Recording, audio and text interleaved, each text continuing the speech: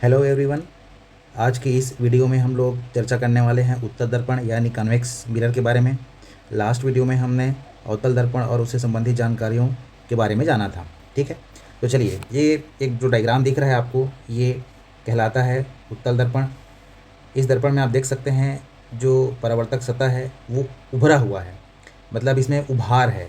इसको इंग्लिश में बोलते हैं कर्व आउटवर्ड्स, मतलब जिसका जो कर्व है वो आउटर सरफेस की ओर है।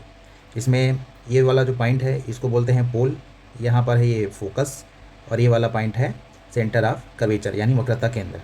ठीक है दोस्तों, इस दर्पण में यदि प्रतिबिंब रचना की बात करें, इमेज फॉर्मेशन की, तो इसमें बनने वाला प्रतिबिंब सदैव वस्तु से छोटा होता है। उसके साथ साथ ये बनने वाला इमेज हमेशा सीधा होता है यानी इरेक्टेड होता है, अर्थात कोई वस्तु सीधी है तो उसका इमेज भी सीधा ही बनेगा, लेकिन वस्तु से सदैव छोटा बनेगा। नेचर की बात करें दोस्तों, नेचर उत्तल दर्पण के केस में हमेशा आभासी होता है, वर्चुअल इमेज बनता है, अर्थात इमेज बनने का हमें आभास होता है, वो वास्तविक इमेज नहीं होता। लास्ट वीडियो में हमने देखा था कि अवतल दर्पण के केस में बनने वाला इमेज छोटा भी होता है, वस्तु के बराबर भी होता है और उससे बड़ा भी होता है, और इमेज सीधा के साथ साथ उल्टा भी बनता है, आभासी के साथ साथ वास्तविक भी बनता है। लेकिन उत्तल दर्पण में केवल और केवल आभासी प्रतिबिंब आपको देखने को। उत्तल दर्पण के एक और इम्पॉर्टेंट प्रॉपर्टी की बात करें दोस्तों, तो यह एक अपसारी यानी डाइवर्जिंग मिरर होती है। डाइवर्जिंग मिरर उस मिरर को कहते हैं जो आने वाली प्रकाश किरणों को फैलाने का काम करती है, अर्थात ये देखिए आप, प्रकाश किरण कैसे आ रही है और उसको ये फैला दे रही है, इसीलिए डाइवर्जिंग।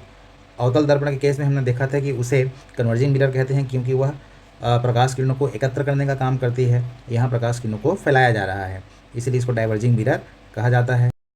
अब इसके कुछ यूजेस के बारे में बात करें फ्रेंड्स, सबसे पहले इसका यूज़ आप लोग फ्लड लाइट्स के रूप में करते हैं। क्यों?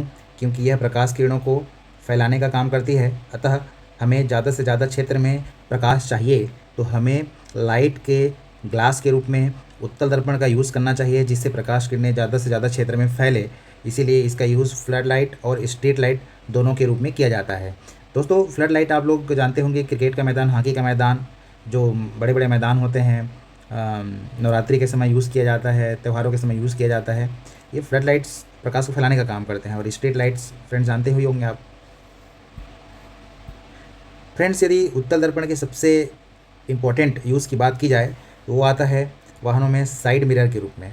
साइड मिरर क्या होता है फ्रेंड्स, आप जानते हैं, एक कार में, मोटरसाइकिल में, स्कूटी में, सभी में साइड मिरर लगे होते हैं, जिसमें हम लोग पीछे के ट्रैफिक को छोटे रूप में देख पाते हैं। ये उत्तल लेंस होता है, इसीलिए हम लोग इतने बड़े वास्ट क्षेत्र को एक छोटे से मिरर में देख पाते हैं और किसी भी कोलिजन, कन्फ्लिक्ट या दुर्घटना होने से हम बच जाते हैं। तो वाहनों में साइड मिरर के रूप में उत्तल दर्पण का यूज़ किया जाता है। दोस्तों, जाते जाते देख लेते हैं उत्तल दर्पण की पहचान कैसे की जा सकती है। तो सबसे पहली पहचान यही है कि आप ये इसके सरफेस को छू कर देखो, टच करके देखो, तो स्पर्श करने से यदि यह उभरा हुआ प्रतीत हो रहा है या इसका जो कर्व सरफेस है वो उभरा हुआ आउटवर्ड्स के डायरेक्शन में आपको पता चल रहा है, तो आप समझ जाइएगा कि यह एक उत्तल दर्पण है। और यदि धंसा हुआ होगा तो उसको हम बोलेंगे कि वह अवतल दर्पण है। ऐसे ही दूसरा इसका जो पहचान का तरीका है फ्रेंड्स, इसमें अलग अलग जगह पे, अलग अलग प्लेस में वस्तु को रखने पर उसका प्रतिबिंब, इमेज हमेशा छोटा बन रहा है, सदैव छोटा प्राप्त हो रहा है। लेकिन हम लोग देखे थे कि अवतल दर्पण में प्रतिबिंब कभी छोटा भी बनता है, कभी वस्तु बराबर बनता है, कभी वस्तु से बड़ा बनता है। तो यदि इमेज अलग अलग साइज़ के बन है तो आप समझ जाइएगा कि वह एक अवतल दर्पण है, और यदि नहीं तो वह उसे एक उत्तल दर्पण के रूप में हम पहचान करेंगे। तो वीडियो कैसा लगा ज़रूर कमेंट करके बताइएगा फ्रेंड्स। लाइक करें, चैनल को सब्सक्राइब करें।